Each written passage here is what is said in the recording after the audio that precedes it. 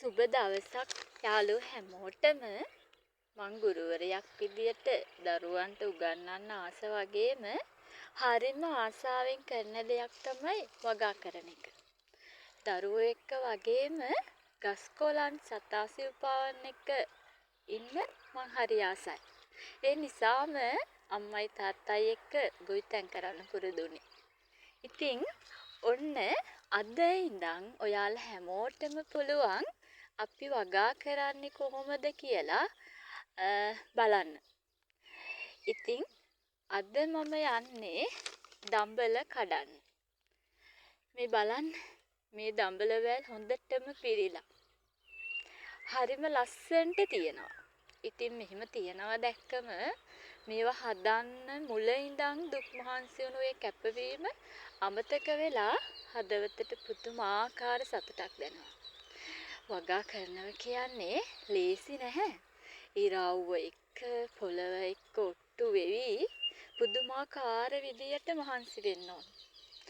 බීජ පැල කරන තැන ඉඳලා පැල ටික ලොකු වෙලා මල් හැදෙද්දී ඒ වගේම මේ විදියට පළදාවක් දකිද්දී ගොවිතැන් කරන හැමෝටම හදවතට දැනෙන්නේ කියා ගන්න බැරි තරම් පුදුමාකාර සතුටක්.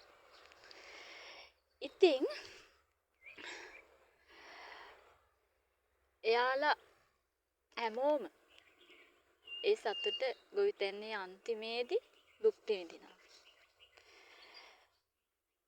මේ දකින්නේ ඉතින් ඔන්න දඹල කඩල ඉවර වෙලා මම දඹල ටික ගෙදරට අරන් යනවා තෝරන්න. දඹල කියලා කියන්නේ හරිම රස කෑමක්. දඹල එක විදියට හදන්න පුළුවන්. හැබැයි මම වැඩිපුර මාස දඹල කොළවල දළු තියෙන්නේ දළු වල මැල්ලුම කන. ඒක හරිම රසයි. ඒක වගේම තමයි හරිම ගුණයි. ඉතින් එළවලු ලෝවේ මස් කියලානේ දඹල වලට කියන්නේ.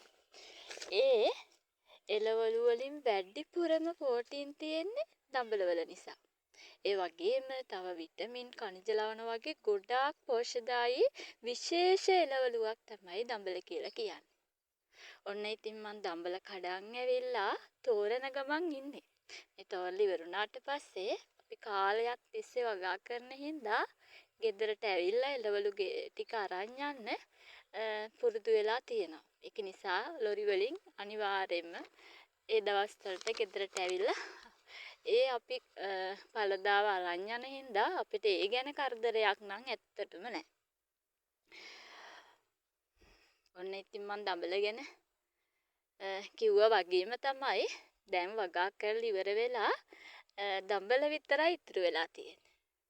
ඉතින් ඉස්සරහට තව වගා කරන්න අපි පොළව හදන ගමන් තමයි ඉන්නේ මේ දවස්වල. ඉස්සරහටත් අපි පොළව වගා හදන තැන ඉඳලම ඒ වගා කරන විදිය ඒ වගේම පළදාව මේ විදියට නෙලනකම්ම මම ඔයාලා වෙනුවෙන් ඒ වීඩියෝ ගේන්න සූදානම් වෙලා ඉන්නවා. ඉතින් එහෙනම් ඒ වගේ වීඩියෝ එකකින් අනිවාර්යෙන්ම ආය පික්මනටම හම්බෙමු.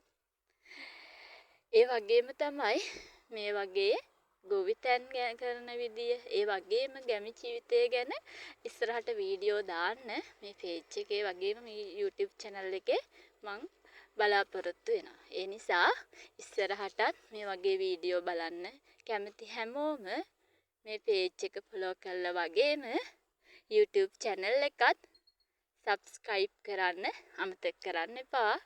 එහෙනම් හැමෝටම බුත් සරණයි.